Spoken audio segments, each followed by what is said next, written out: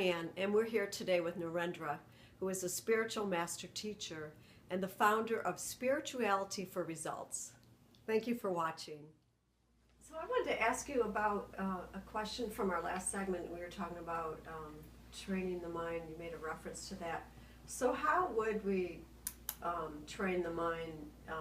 We were talking about obsessive thinking, and how would we train the mind to not go back to that default behavior when we react to people and things that happen to us? I think the easiest way to understand is like you driving a car, like going from here to, say, Florida. And you know that some things are under your control. And you don't know what happens under the hood. Some people do, you know, and you don't know what's happening in the transmission. But at least you are able to manage the car in a way that you can reach Florida successfully. And that's a similar kind of way of understanding and how our minds work. And I use minds as a plural because it's important to understand how human body and minds are designed. And the idea is such that we can get most cooperation from our own selves so that we can bring in the change that we seek in the fastest possible way. Because without understanding that would be like going in a car and only you have the keys and you have never taken a driving lesson and you don't know where the turn signals are, you don't know how to start the car, or you don't know where the brakes are. So it's very, very similar to that. So you probably heard about conscious mind and subconscious mind, right? Yes. Let's look at those two minds first. Conscious mind is, and anybody can read this, and any have a decent book about mind, you know. It's a very commonly available information. Conscious mind is the mind that works with our senses, like eyes and ears, and it's aware that you are seeing something. If there's a smell out there, let's say that the camera crew over there gives out some kind of smell, you will know it right away. That's your conscious mind. Kind of like a computer processes it and bam. Yes. Similarly, the same thing with the sound. The conscious part of the mind works with these five senses. Nose, which is smelling, taste, touch, see, hear, and those things. But it does not know what else is going on. So it does not know how to react to the rest of it. Like, for example, what is going on in your kidneys right now? Or what's happening in your liver? Or what's happening in your veins, you know? Is your blood flowing fast enough? You have no idea, right? Right. And so the conscious part of the mind works with only things that we are aware of. Kind of like outside stimuli. All the stimulus and the signals that come from outside that we can sense through five senses, that's the conscious mind that works with that. The subconscious mind is the part of mind which is more like it's hidden from us, and generally it's in the back of the head, and it controls all the habits, all the patterns, past patterns, including if we have been hurt as a child, then it resides as in a formal program in that mind. Or if you've had good experiences, then those also reside as programs. So depending on kind of experiences we have in the past, or even past lives, if you believe in reincarnation, for example, then past programs are all brought into that mind. And that can very well explain all the propensities people have, like why would a child be attracted to smoking so early in the age, even though nobody smokes in his family? Or so all the habits, and even your entire biology, for example, they say 85 to 90% of biology is controlled by your subconscious mind. The biology of your The whole body, yes. Oh, it's not a genetic thing? No, but the operational aspect of it is controlled by the subconscious mind. Oh, the functioning of the They organs. function day to day. Okay. And how our minds are designed is like, for example, in the conscious mind, it's more like a stick shift. Imagine a stick shift car. You have to change gears. Oh, I have to shift here and I have to go there. I have to push the clutch pad and then change the gears again and then go to the accelerator. It's manual. So God has kind of designed the human body in a way. Well, I see that you are working with you're doing the same thing for last 1 month in a stick shift mode. Let me make it easy for you.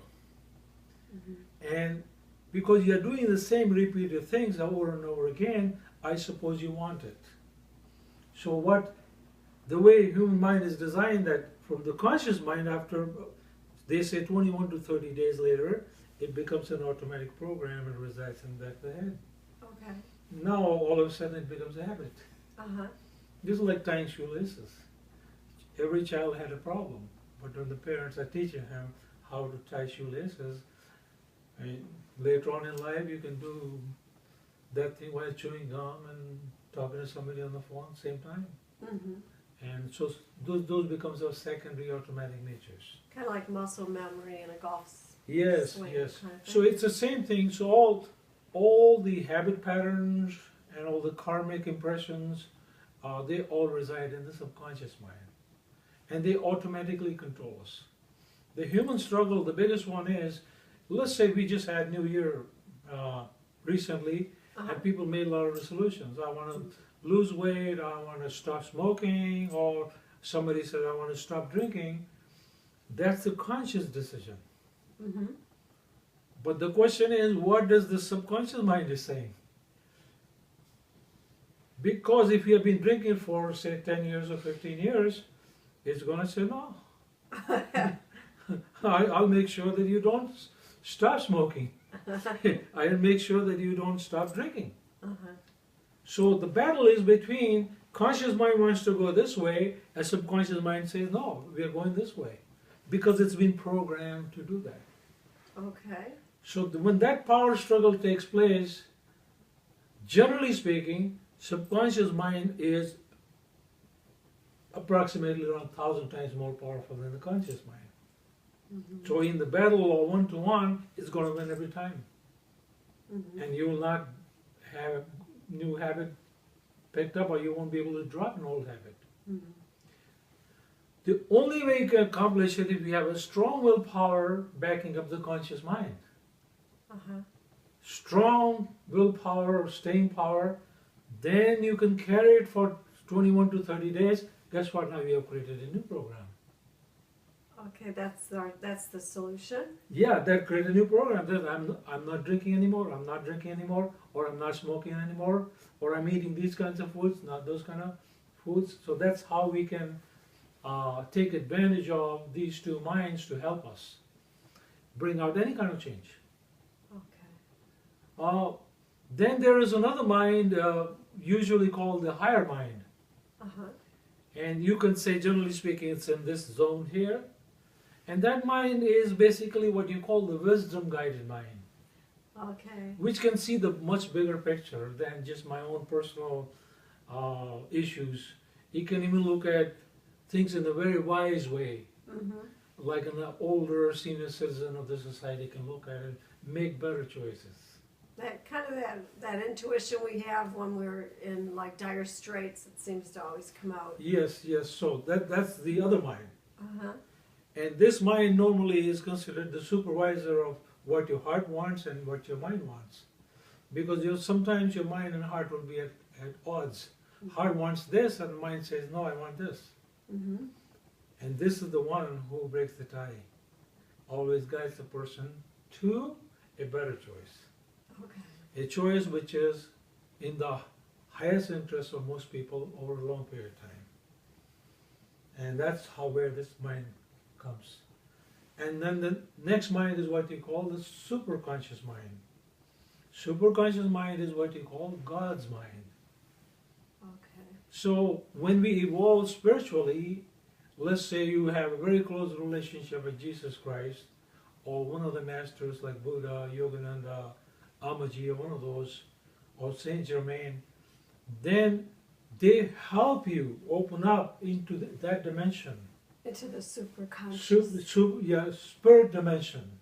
And as a result, your mind, ordinary mind, becomes changed. And that happens when, through them, God gives you the grace and the blessing, and your higher mind wakes up.